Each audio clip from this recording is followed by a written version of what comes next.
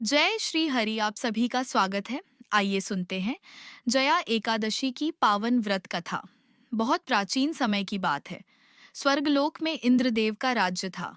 वहाँ एक सुंदर नर्तकी थी जिसका नाम पुष्पवती और एक गंधर्व था जिसका नाम माल्यवान।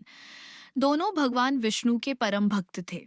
एक दिन स्वर्ग में इंद्रदेव की सभा में भगवान विष्णु की स्तुति हो रही थी और नृत्य गान चल रहा था।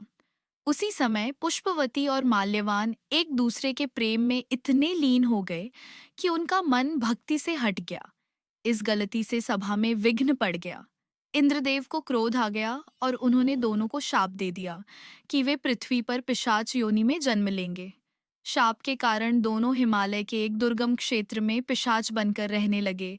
ठंड, भूख और कष्टों में उनका जीवन बीतने लगा। एक दिन माघ शुक्ल पक्ष की एकादशी तिथि आई। उस दिन दोनों को कुछ भी खाने पीने को नहीं मिला और अनजाने में उनका निर्जल व्रत हो गया। पूरी रात वे जागते रहे और भगवान विष्णु का स्मरण करते रहे।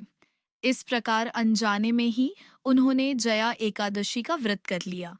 व्रत के प्रभाव से उनके सारे पाप नष्ट हो गए और पिशाच योनि से मुक्ति मिल गई। अगले ही क्षण वे अपने दिव्य स्वरूप में स्वर्गलोक पहुंच गए। वहां भगवान विष्णु प्रकट हुए और बोले, जया एकादशी का व्रत पापों का नाश करने वाला और मोक्ष देने वाला है।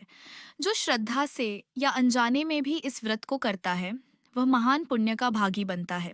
इसी कारण इस एकादशी का नाम जया एकादशी पड़ा, जिसका अर्थ है विजय दिलाने वाली एकादशी, अर्थात पापों पर विजय दिलाने वाली। कथा का संदेश। जया एकादशी का व्रत सभी पापों का नाश करता है। यह व्रत भय, दोष और नकारात्मक शक्तियों से रक्षा करता है।